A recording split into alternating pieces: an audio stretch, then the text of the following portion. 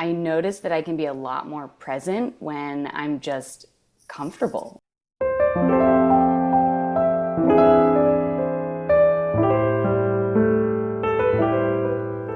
Welcome to Sensitive Stories. This episode is for educational purposes only and is not intended as a substitute for treatment with a mental health or medical professional. Let's dive in. So Emily, can you tell me a little bit about your HSP discovery story? How did you realize that you're a highly sensitive person? Sure. I think it involved you.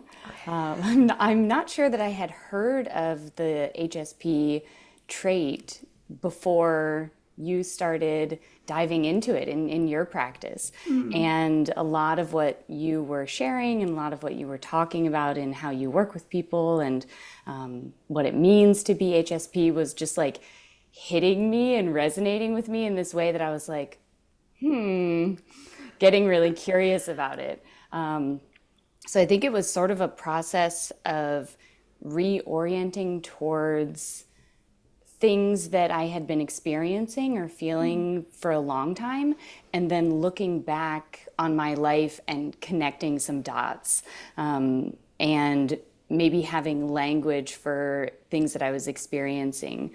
So some of what really stood out to me was the experience of feeling overwhelmed easily, feeling overwhelmed in crowds. That was a big thing for me as a kid, a little bit less as an adult, but as a kid, I would always feel really kind of just anxious and overstimulated in crowds. Having sensitivity around light and texture, clothing, tags really bothering me on clothing, certain types of fabrics just really not being my thing, certain fit of clothes just not working for me or making me feel exhausted after a long day wearing them. I remember getting almost exhausted in class and in instances where I was really interested in what was going on, and really paying a lot of attention. Like I remember always having a headache after doing college tours. Ooh, And it was just taking in so much information and perhaps not being able to sort of turn off my engagement or my interest in something because I was just like taking it all in and not able to kind of numb some of it out or filter some of it. And I think it was just a lot of things kind of clicking into place and having a name for it besides being tired or lazy or overwhelmed or needing a lot of rest. Like one thing that comes up a lot in my family that has been me from a very young age was like when we would go on hikes as a kid, I would walk, they say I would walk like 20 feet down the trail and say, this looks like a nice place to sit and rest. And they would always joke about it as like, oh my gosh, Emily just like didn't like going on hikes. But I think I just wanted to pause and take in the sounds and the sights and the environment. And it was always sort of labeled as this kind of silly quirk of mine, or oh, she doesn't want to go on a big hike. So I think there could be a way that throughout my life it had been labeled as something other than positive, maybe. Yeah. It's amazing when you look back just how many signs were there, right? Of how you interacted with your world differently and in such depth and in a good way, intensity. Like when you're it's like when I go on a hike or a walk, I'm always stopping every few feet to take something in, especially here in the Bay Area. There's so many little beautiful nuggets and sights and things to take in. I can imagine being that kid and wanting to just absorb the beauty and the sensory experience. There's just so much happening that a lot of people will miss. But as a sensitive person, you're so attuned to. Yeah. Yeah. And it's easy to have those labels. You said, like lazy or tired. Ugh. These labels can be so hurtful to hear because they're just not accurate. They're missing something. Right. It's what is look it's how we're perceived from the outside, but there's so much more happening inside. Yeah. Yeah. You're reminding me too of the component of having a really vivid, active imagination. And that was something that also really fit because even now, but especially as a kid, I could just entertain myself for hours and hours and hours on end, just coming up with scenarios inside of my own head, talking to myself, talking to imaginary friends, singing songs, engaging with my environment. And that part of HSPs was something that sort of helped me start framing sensitivity more positively or more as something that was a skill and a trait rather than a weakness. Oh, I love that. A skill, a trait, exactly. Because there's so many layers to it, right? It is getting more overwhelmed, but there's all those other, incredible experiences of, I just feel so grateful all the time to be able to notice the little details and have it light me up. It's incredible. It's such a gift. You did say something that I wanted to come back to, just feeling exhausted by the clothes you were wearing. That I've never heard anyone put it quite that way. We talk a lot about the sensory experience of it and tags and seams on socks and things like that, but that is very relatable because if something is calling your attention, and it could be positive or it could be negative, it really does take a lot from you. Just like you were saying on that hike, you would be absorbing so much, but also if something is uncomfortable in some way or distracting, it also can take a lot. It's such it's such a relatable experience. Yeah, absolutely. And I think a lot of us maybe were taught to ignore that or to power through that. And I know for myself, when I started giving myself permission to, like, if I put something on and I get a little bit of the like ooh, feeling, to just be like, nope, and take it off. Yes. Even if it looks good or if it's like something I'm like supposed to wear, or something I had planned to wear or had worn before and enjoyed.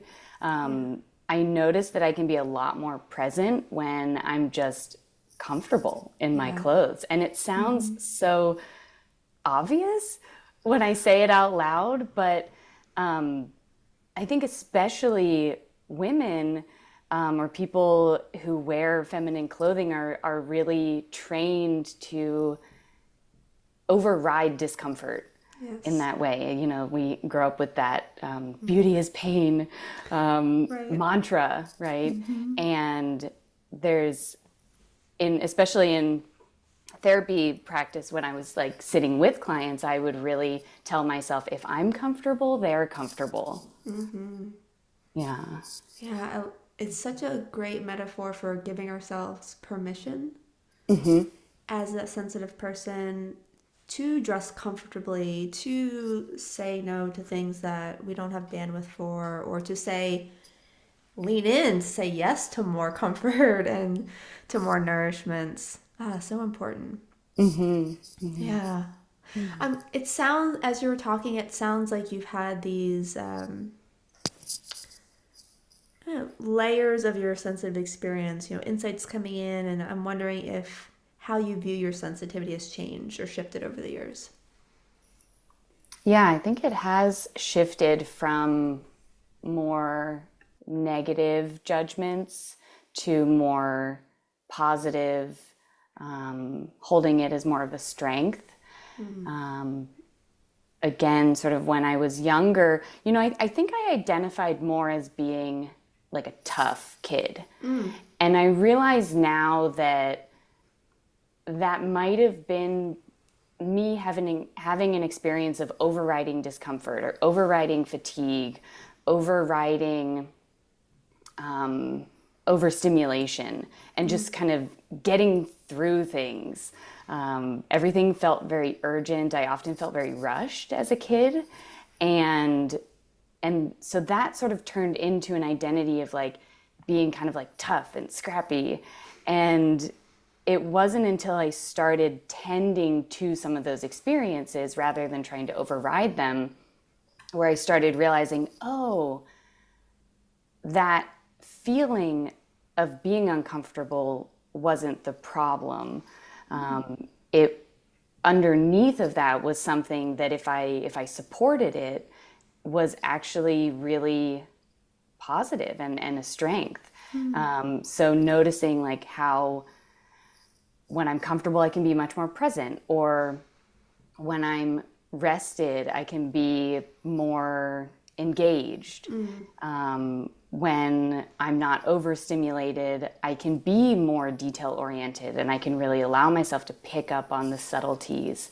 And so I think a lot of how you've taught me about HSPs has helped me reframe some of that language, of seeing things more as a superpower and seeing things as a skill and maybe something that I had that maybe other people didn't have. Because it felt when I was younger and in my early 20s, it felt like a lack rather than an abundance. And framing sensitivity as something where it's like an abundance of picking up on things, an abundance of noticing. That's really helped me frame it more as like, oh, this can be a really positive thing, especially if I support it. Yeah, that's it, right? When we Yeah. nourish our sensitive part and we do rest and we give ourselves more comfort, so much opens up, right? All that's innately in us as sensitive people starts to come alive more and more and more. And it is a matter of honoring ourselves. So we have to step outside those expectations. I'm curious about that part of you that was like, I'm tough, I'm strong. It sounds like it was maybe a protector of some sort, because you were having a different experience. How would you describe Yeah, it? it probably was. I think it was just the experience of enduring something and then labeling that as strong. Maybe it was a reaction to feeling like I was weak in some ways. Like, why can't I just, run around like everybody? Why do I get Right. tired? Why do I need to sit down and take in the view? Mm-hmm. And maybe that label of like I'm tough and having that sense of knowing internally that I felt like I was enduring something, that perhaps that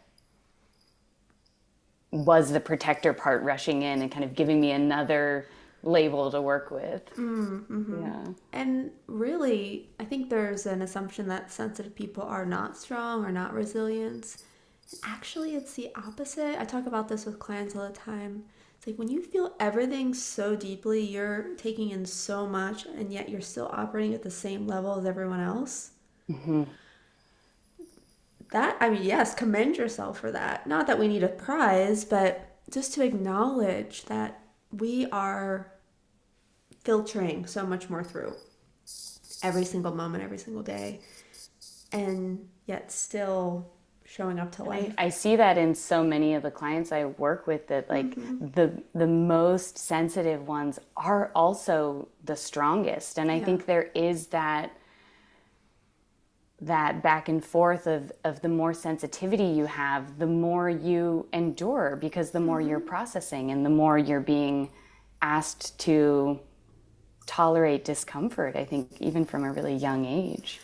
Exactly. And yet not maybe not having language for it or not having it modeled or not being able to see yourself outside in the world. Because even if there are sensitive people around you, they don't always know it. And they're not always embracing it or have permission to embrace. So I think that's starting to shift, but it's a process. But yeah, we're trying to make sense of it. Yeah, Yeah. I I love think a that. lot of us don't know just how sensitive we are We or don't. could be if we allow it. Yeah, Yeah. that's true. Yeah, there's a Mhm. lot of sometimes armoring and other times just not being aware of that part of our experience or what it could be if we really leaned in. It's kind of, I mean, in some ways I get excited thinking about that, like more permission, more rest, more comfort. It's like what is possible? And there are people that I get excited whenever I see someone really living that to the fullest. Like, yes, Mm. you can do it. Yeah. It's Yes. possible. I am curious because I think it's important to acknowledge that we're all different as sensitive people. Is there a part of you that you feel like doesn't fit the mold as a highly sensitive person? Something that someone might not expect when they hear that you're highly sensitive? Yeah, yeah.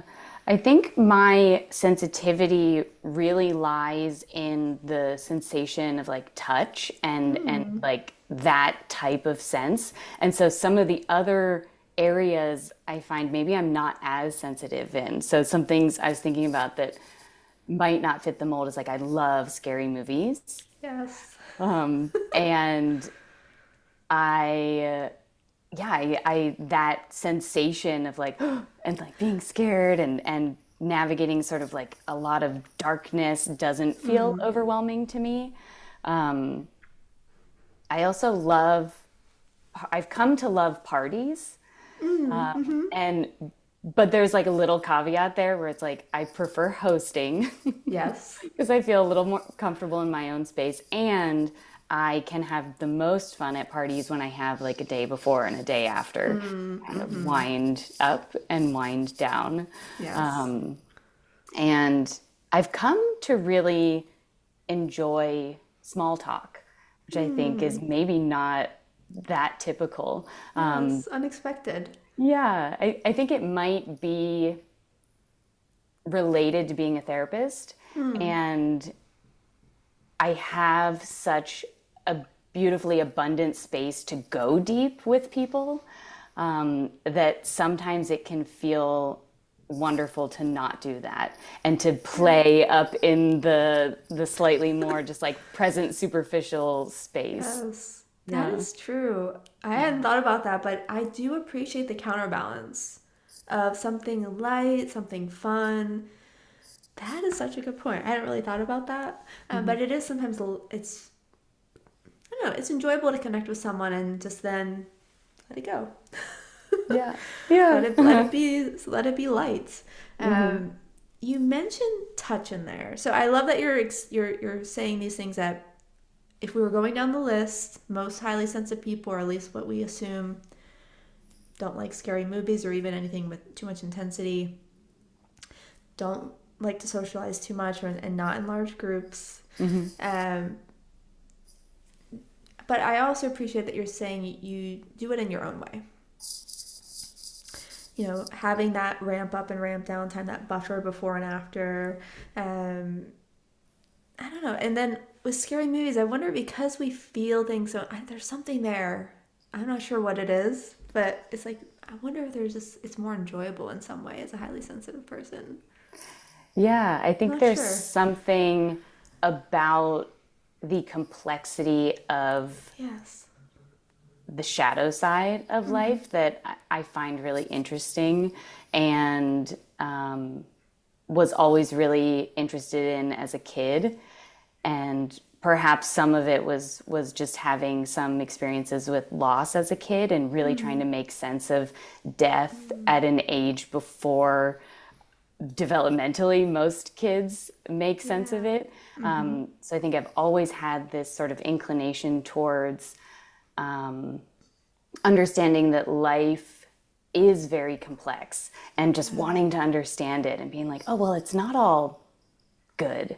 Right. And there is bad and there is hurt and like what is that? And Yes. wanting to kind of touch into it and perhaps even almost keep track of it in this way where it's like if I can stay connected to the shadow side Mm. of humanity, maybe it won't like creep up on me as much. Maybe it won't startle me. Yes. Yeah. Right. It makes sense that that's where like sensitivity is intersecting with life experience, and Hmm. then trying to make sense of it, and yeah, have it not surprise you. that's why we're wired as sensitive people, right? So we know we're ahead of the game. We know what to expect.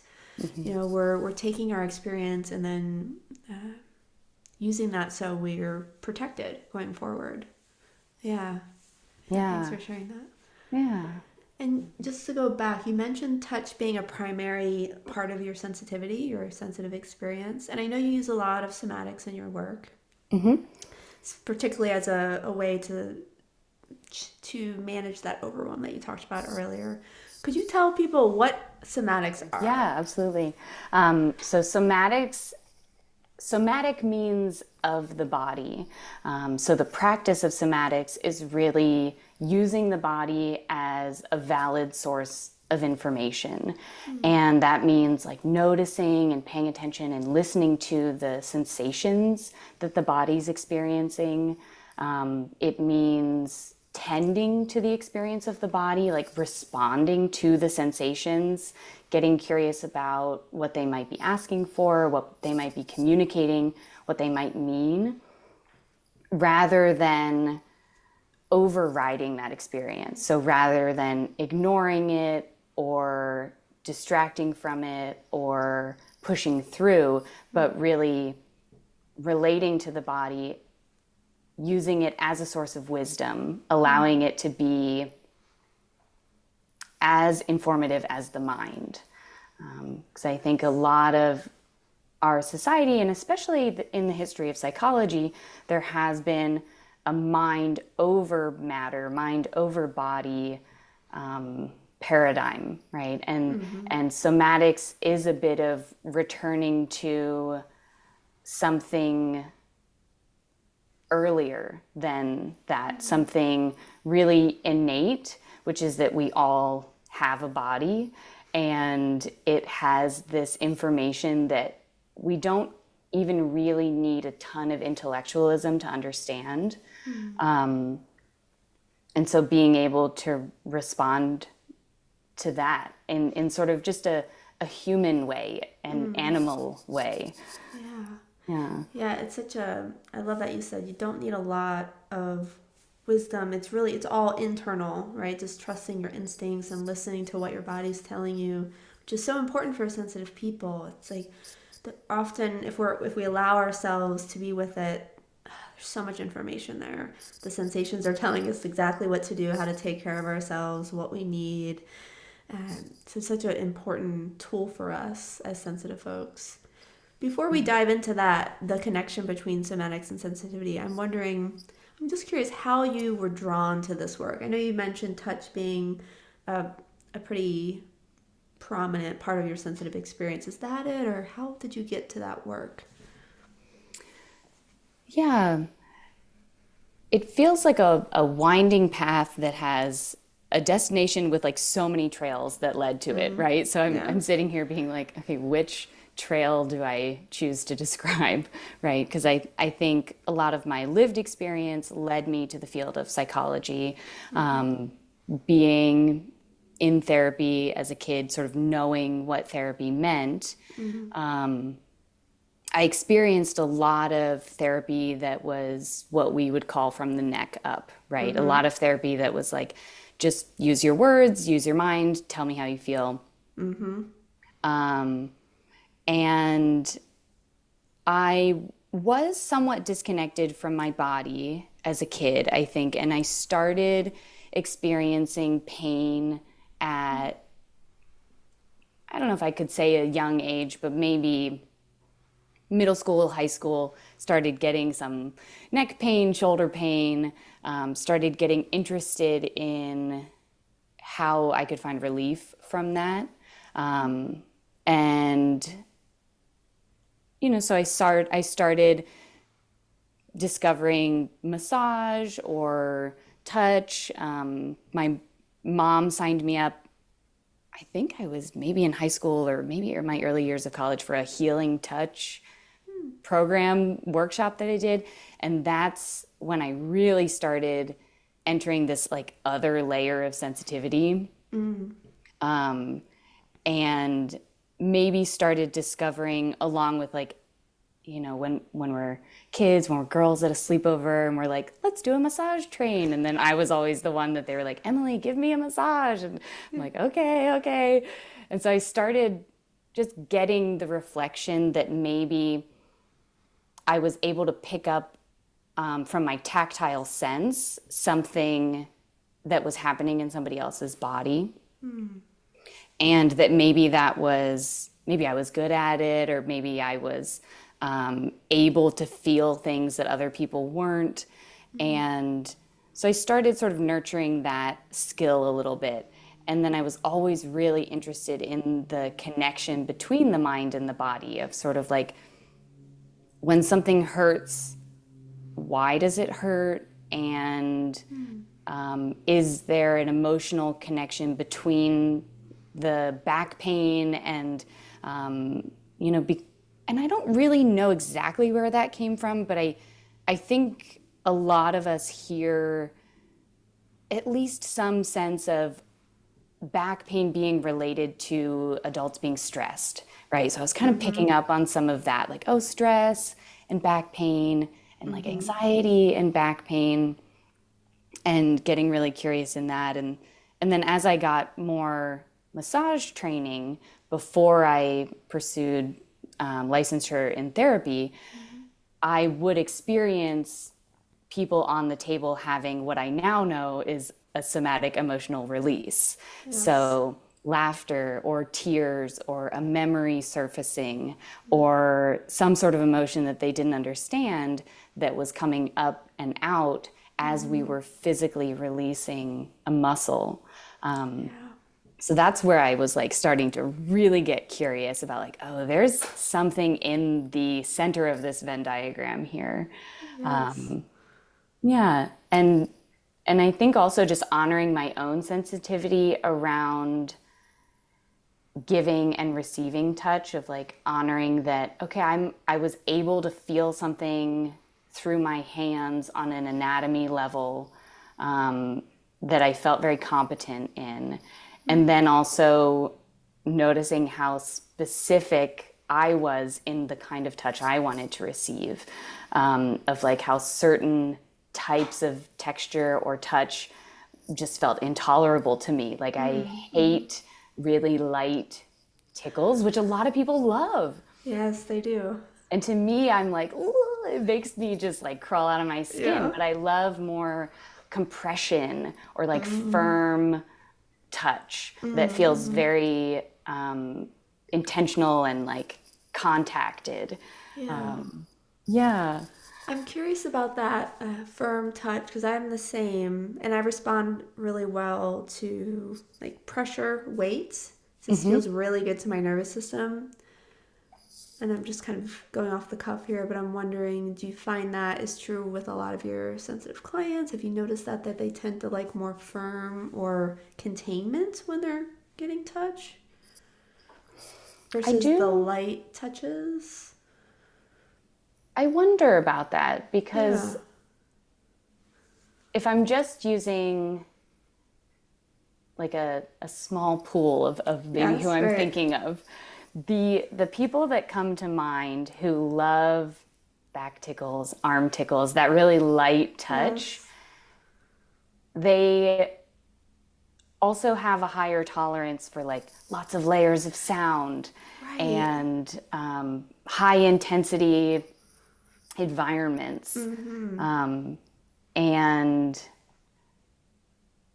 I'm thinking also of maybe just on a nervous system level, that one thing I've noticed with clients is sometimes when people are really familiar with being really up or really down, that meeting your nervous system where it is can be helpful. So if we take somebody who's often activated or often hypervigilant, maybe has a familiarity with danger and trauma and pain, and we tell them just to like sit and be still and be gentle, they're gonna feel unsafe.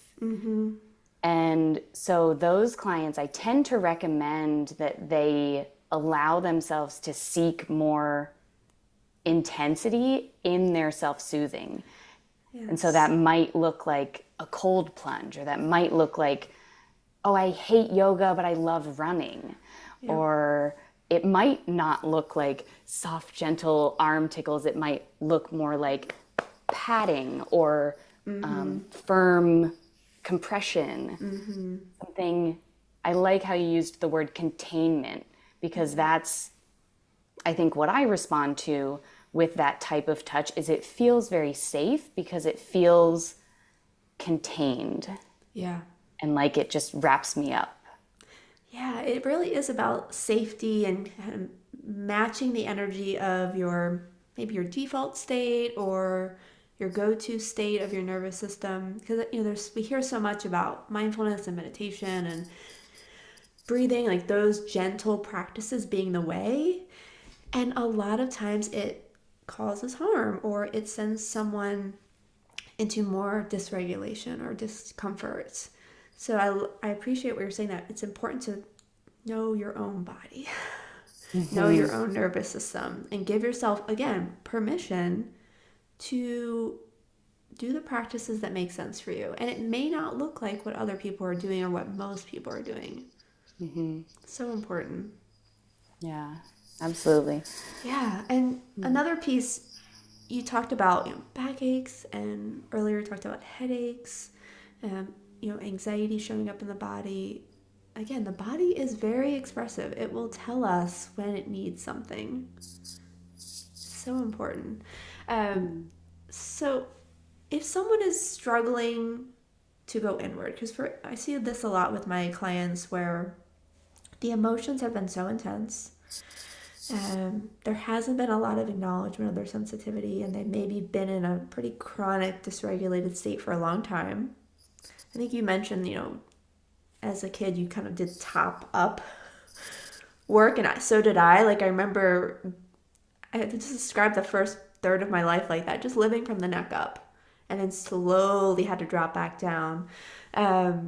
How do we start to reconnect if we've been disconnected for a long time, and yet the body is yelling at us, I need you to pay attention to me? How do we start that process? Yeah, that's a great question, because there can be an urge to dive in, Yes, right. to to do the like intense retreat weekend long. I'm going to feel Yeah. into every corner of my existence. But I would really recommend people start small. Start with what feels easy. Yeah. Start with what feels comfortable and safe, and take breaks Yeah. and allow yourself to notice and honor when it feels like too much. And so an option that I often will give clients when we're beginning to go in is I'll say something like, if it ever feels too intense, remember that you have choice, and you can always choose to orient just outside of your body. So orient to your room, orient to something in your immediate environment if being inside starts to feel like too much. Yeah. And that's actually the practice, right? Is dipping in, Yeah. noticing the signal from our body that says this feels like too much, listening to that, honoring that, and then taking a break. And that signals safety to the body. So if the body knows, oh, when it's too much, I get to have that recognized and honored, then we can little by little start to increase our tolerance. It's so healing to even think about that. The body getting recognized and to not be pushed to the brink of overwhelm. Just seems really healing for an HSP who maybe has had their needs or their experience missed or ignored or rewritten by someone saying this is how you actually feel or this is what you actually need. Can you explain a little bit about what's a sign or two that will let me know I've hit that point if it's too much? Because I think I definitely know what you're talking about, but I'm wondering for others who maybe are like, what does that mean? How do I know it's too much? Especially if you're used to overriding. That's a great question. And I think it can be really unique to people. And Mm-hmm. I think at the core of what you're asking is like, how do I know when my body says no? Yes, exactly. Yeah. How do Right. I know what a no feels like Right. in my body? Yeah. And sometimes it will be as simple as like a little like a little Mm-hmm. it can be the feeling of resistance, just a feeling of like pushing against. Mm-hmm. It can also be maybe looking out for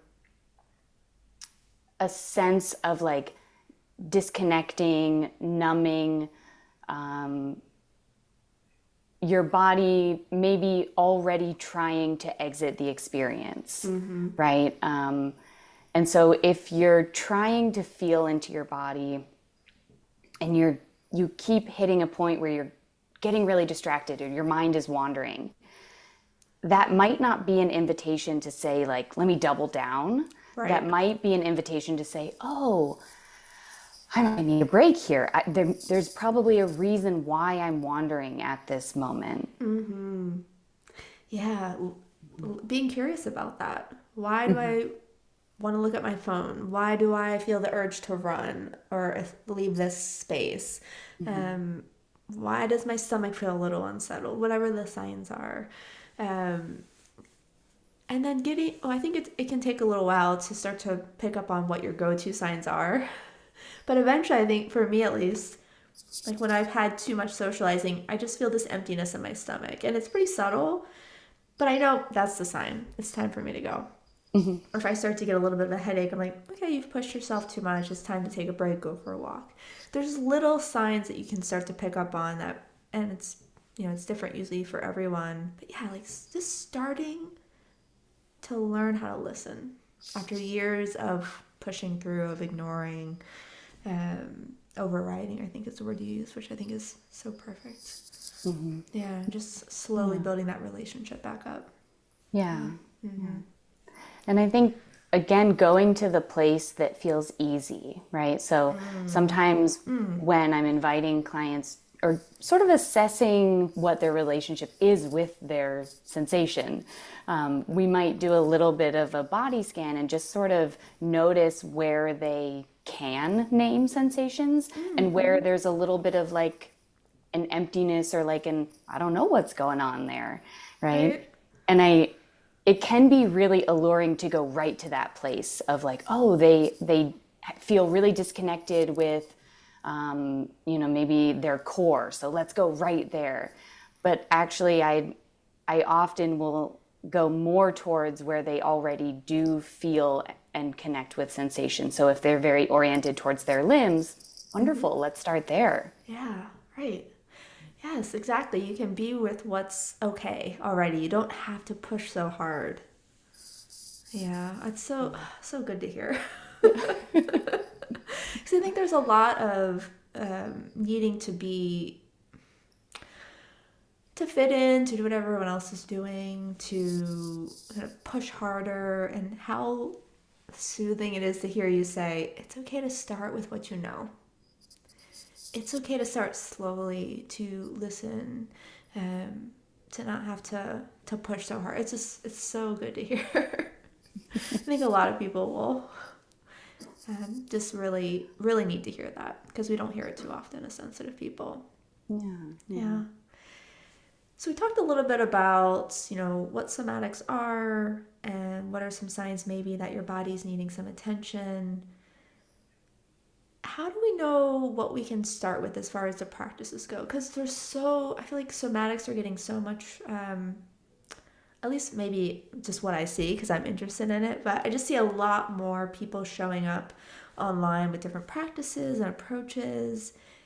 Some have more training than others, so it can be really overwhelming to know where to start, what is the right practice to use. Yeah, what would you say is the best place to start if you're wanting to incorporate some somatic practices? How do you know what works? Yeah. It can be so overwhelming because there's so much out there and it is gaining some traction. And so it's coming online for a lot of people. Oh, the body and somatic practices. I think my simplest recommendation is to treat it the same way you would treat a really large menu. So you go into a restaurant, the menu is huge.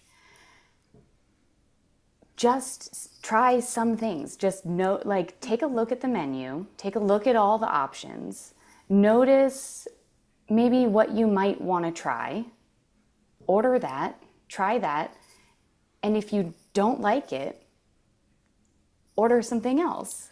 Yes. Or don't order that again. And then just maybe keep track of what you keep coming back to. So I really think of it as like it's a menu, not a list. You get to try things. It's okay not to like things. And that there's actually a lot of wisdom in what we like. Can you say more about that? So even if we are looking at it like an actual menu and nutrition and intuitive eating, right?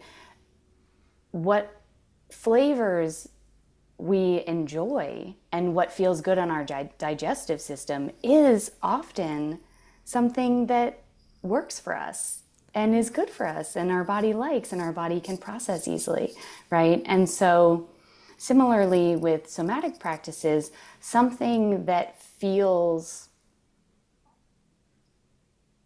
approachable, something that feels like your body likes it and your body might want to go back to it is a really great place to start. I think there can be the urge to go for the thing that feels the hardest and to force yourself to do the thing that's the most challenging. And certainly some people are more oriented to that and some people's bodies might respond more to that. And if that's what your body likes, then wonderful, go for that. If your body likes the thing that feels like confusing and intense and super complex or even a little bit uncomfortable, then wonderful, go for that. But if your body likes the things that it likes, I think there can sometimes be this strange lack of permission to do those things. Right. It's like we have to earn it, we have to push, we have to do what's hard. Why? Why? Exactly. Exactly. Just like you were saying, when you're learning to listen to your body, you listen to the arms if that's what's available. You don't have to force yourself to go somewhere else. Same with whatever practices that you're using. If you like intensity, great, start there. If you like soft and soothing and calming, start there.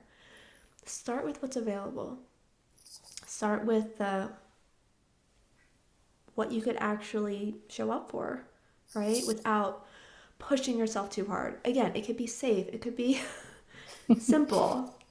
Yeah. Yeah, I love that. Start with what you're actually going to show up for, Yeah. right? Start with what is inviting. Yes. Yeah. Exactly. Why do we feel we have to push into discomfort, do you think? I think there's something about earning something. I think there's a lot of value put on what we endure. And maybe what we were talking about around how highly sensitive people already endure so much could be a place where people could find permission to give themselves a different experience of like, this doesn't have to be about endurance. Yeah. It doesn't.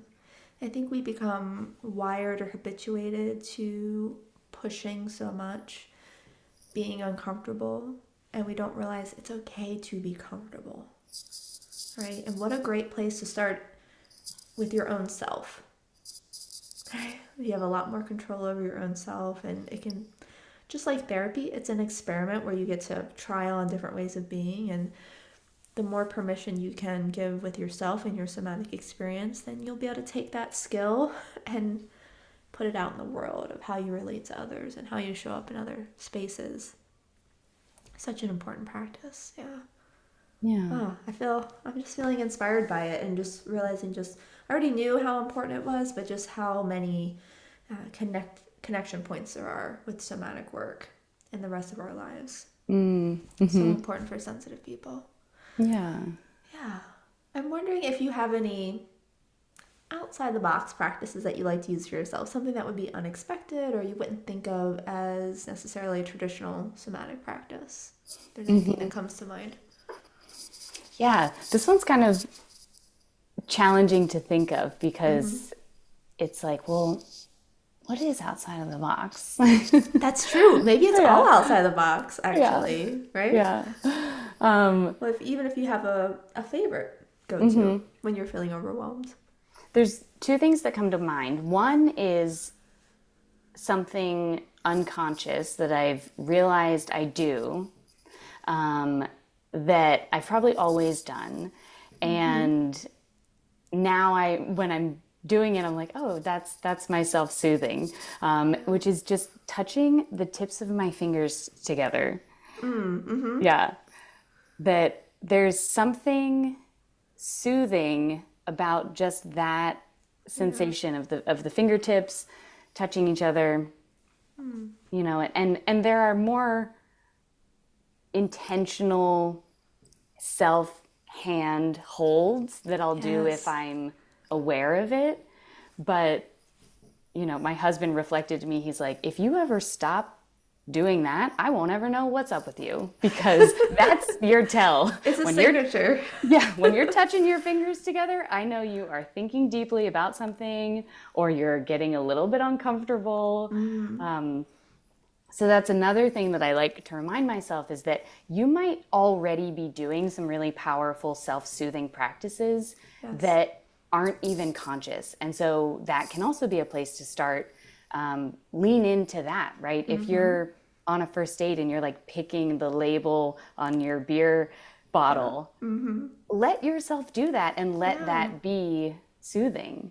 Yeah, Um, exactly. yeah. And another one that I love that's more intentional and is just like my favorite go to whenever I'm just feeling the overwhelm that shows up as like buzzy in the head, heavy head, Mm-hmm. headachy is inversions. Oh, yeah. And a way that I've made that easier for myself where it's like, okay, I don't have to like become a headstand, super strong in my core guru before I get to experience this version of soothing. Mm-hmm. It's like I have one of those yoga stands, the like feet up Oh, one, yeah. where you can hold on a little easier and it helps you get into an inversion. Mm-hmm. And that's just my favorite for just getting blood back to my head and my Mm-hmm. brain, getting a little stretch and traction in the neck and the Mm-hmm. spinal cord and just kind of flipping everything upside down. It just kind of Yeah. New turns the snow perspective. globe around. Yeah. Exactly. Yeah, Yeah. it could look however you want it to look. Whatever physical somatic practices feel good. And it doesn't have to look I think of this when I'm doing yoga. It's like sometimes I just make up some moves. And that's how yoga started, right? Yeah. Someone just intuitively moving into different body postures. And same with our self-soothing or somatic practices. Notice what you're doing. Like you said, you use your fingertips.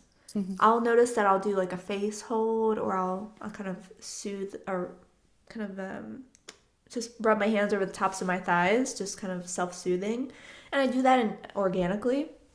It's like just start to notice, what do you do when you're feeling a little nervous or a little stressed or uncomfortable? Just notice what your body does and then lean into that. Mm-hmm. Those are the practices that might be your go-tos. Yeah. You don't have to, recreate the wheel. Right. They don't have to be complex. It can be the playing with your hair. It can be the playing with your Right. jewelry. Mm-hmm. It can be like you said, like the rubbing on Mm-hmm. your skin or your Mm-hmm. arms. And Mm-hmm. yeah, a lot of times in session when a client's touching on something intense, they will instinctually put their hand on their face. Yes. That's what I And do in therapy. Yeah. yeah, and I love to just highlight that moment and invite them to like lean Yeah. into it and to have some awareness and to receive the